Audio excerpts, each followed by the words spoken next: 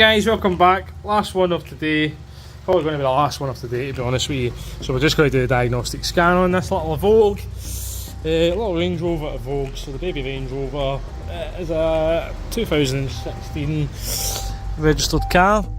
And what it's saying there on the dash is ignition on, but no, it says no engine restart. No engine restart in 21 miles. Diesel exhaust fluid dosing malfunction. So we shall have to get the big hotel on and see what's going on here. So stay tuned, guys. Right, so we'll close the door. Bong, bong, bong, bong. So it's got the Meridian sound system, and we shall see what's going on.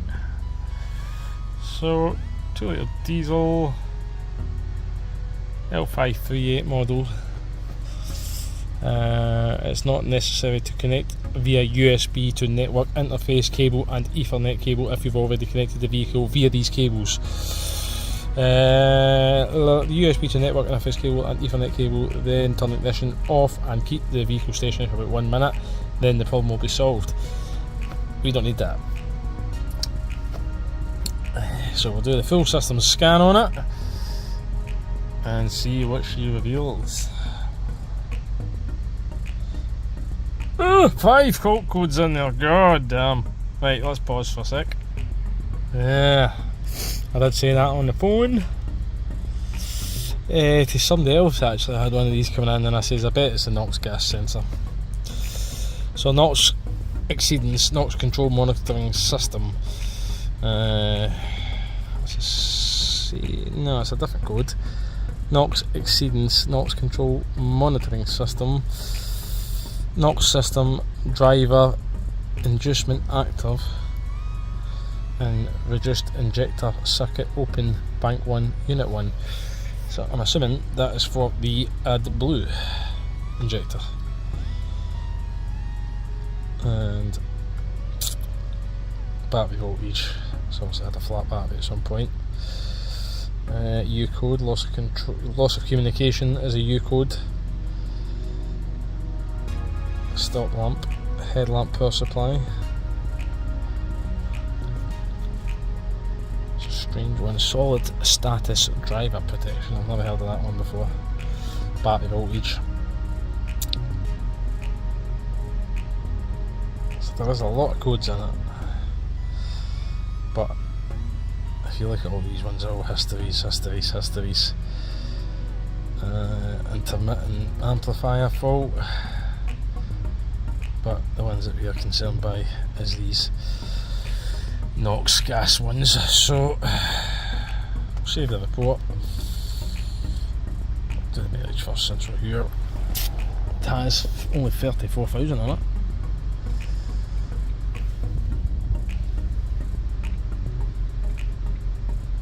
It's the wrong one.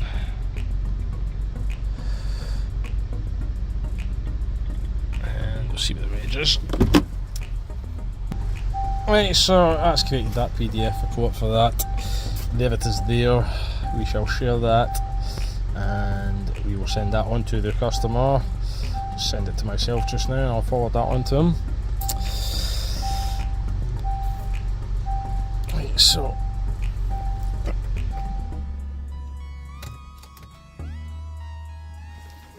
ignition back on. And I'm going to go and double. Guys, so we've went into the repair assist there before we clear the fault codes, because once we clear the fault codes it's not going to tell us what to do on there. So you can see DPF, display the injector, correction factors, vehicle reset. We're not wanting that, right? That just resets the whole thing, right? But that's not what we're looking for. Def level check, right? This one here, reset selective catalytic reduction, start inhibit. So we'll run that and we'll see what it does.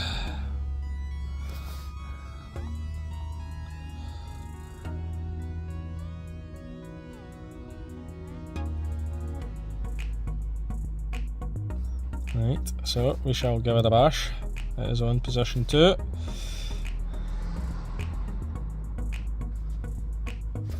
Now that's saying if it's completely empty, but I think what happened was it had went completely empty and the car wouldn't start. The A was then called out to it. It was topped up with AdBlue, but it wouldn't start, so the A was called out to it and they were able to get it to start, but they couldn't get rid of this message. So with the diesel exhaust fluid completely empty, this procedure will allow the engine to restart complete. Okay, so we know it's been topped up. I don't know what kind of machine the A's got. I'm going to imagine it's a decent one, to be honest with you. Whether it's as good as the big Autel, I don't know, but it should be pretty decent. So what's that saying there? Due to the diesel exhaust fluid running out, this procedure will reset the mileage timer. Press OK to proceed. We shall. Let's see what happens.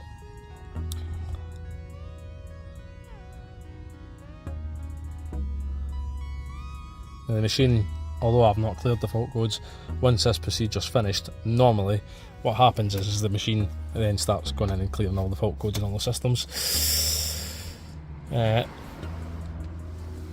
So it should do it all for you. So there we go, reading fault codes. Right, so DTC is cleared in red, log DTs free, refer to those DTCs, so we shall have to have another little look. Alright, so it's going to now go in and do a complete DTC clear, so okay. So we'll see what this does.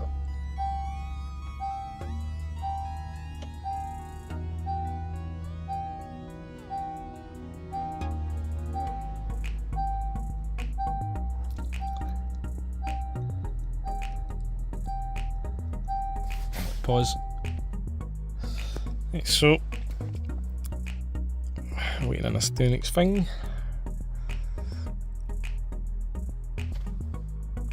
Okay, turn ignition back to position 2. This is back to position 2. And it's going to do it all again. Right. Maybe they'll take. Right, so yeah, we'll do it. As we shall go back. Oh, I was expecting him to be away.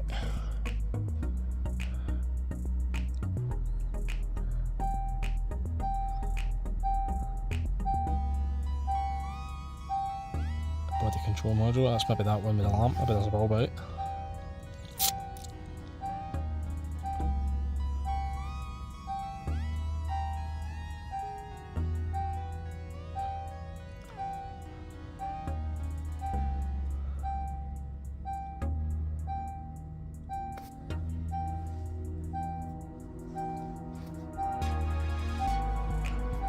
Yeah, stop lamp. Right, so we're going to go into power control module. We're going to enter that system.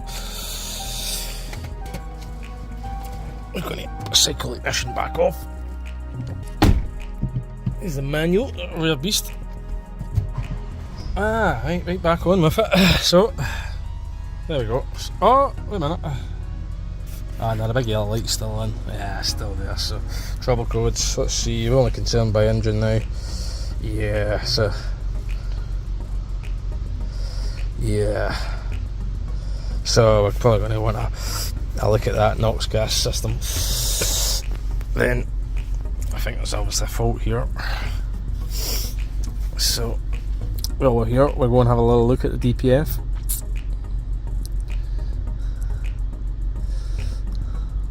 Lots of input, lots of data. Johnny 5 would love these Land Rovers. Jeez man, that's going to take an age. I'm going to come out here, out of there, out of there as well.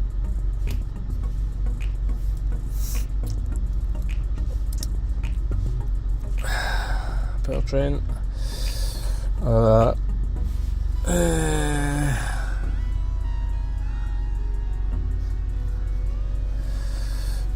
Let's see what's in here.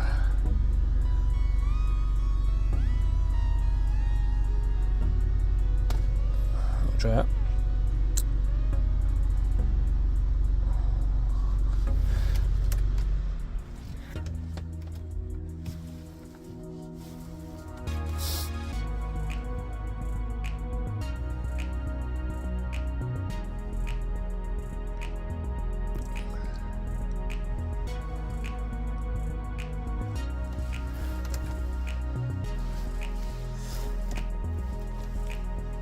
still there. Okay, cancel. Oh, I went back in there actually.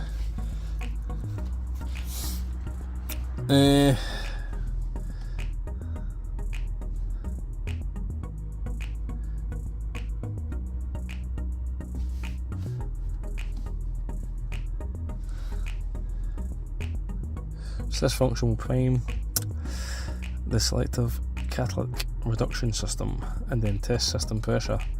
This could take a maximum of 7 minutes to complete. I'm not going to do that just now.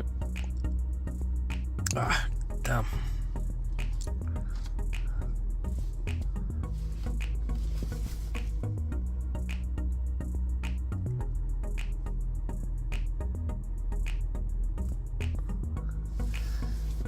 Let's see if this will give us any live data. I think I'm going to need to get in and just look through all that.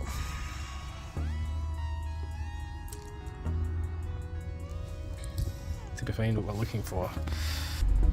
The DPF pressure looks good, so 0.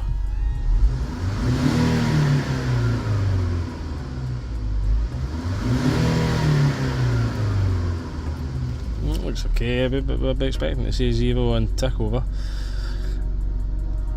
2's fine, 1 to 2 fine.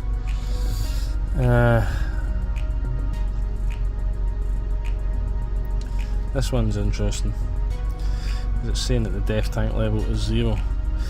I'm wondering, I've obviously clicked that brake fluid one by mistake, but I'm wondering if these have maybe got 2 lots of fluid in it. It's maybe got AdBlue and that other part fluid, I think you call it.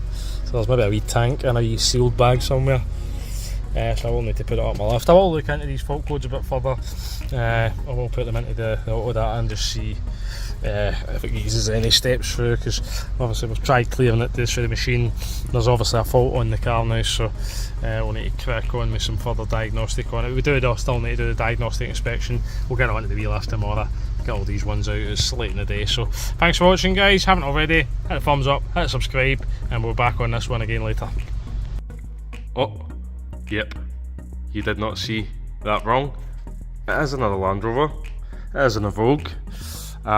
She has a bit of a DeNOx system fault, so she ran us dry over AdBlue.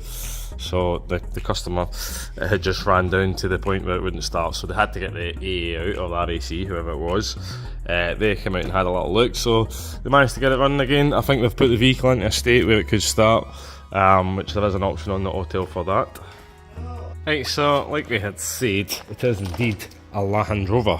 So I'm having a little look at the AdBlue injector because we can't get the system to reset, and I was going to suggest we remove it, but I think I might just have spotted something out the corner of my eye that didn't look right to me. So obviously you have your incredibly big exhaust there, big silencer there, see it says Land Rover, and that there is probably who makes it that Furusha, whoever they are. So you have your diesel tank there, and according to the Land Rover people I was speaking to, they say there is no part fluid in it, so it is just AdBlue. So some vehicles have your part fluid as well, so they've got AdBlue, which you top up yourself, but there is a little bag and a little separate tank which you actually have to remove to refill it, so a bit of a pain. So you can see down here, exhaust, bit of flexi there, maybe just for vibration reasons. So, and that's your NOx gas sensor there. That's the incredibly expensive sensor. So I was having a look at the sample pipes and stuff like that, and what I was going to recommend was we remove the AdBlue injector anyway, just to put in some DPF cleaning fluid, because if you put them down the sample pipes on these, it's a bit too far away to be honest with you, so you're better in here. I've had better results anyway going in there than just going in through the sample pipes, so that's how I do it now. So, but anyway, right, I was having a little look at the AdBlue injector, right, and you can see it is all crystally there, so I thought that looks like it must be blocked to me, so we're going to need to remove that and clean it. So we still are going to have to do that, but I will set my light up. I'm going to pause here for a sec. Right, so I've got my red pointing stick of death. Right, so obviously we can see that AdBlue injector, right, looked a bit crusty in there, right, but if we look here, right, I'm going to move my light, that's not good. off. Swell sketchy.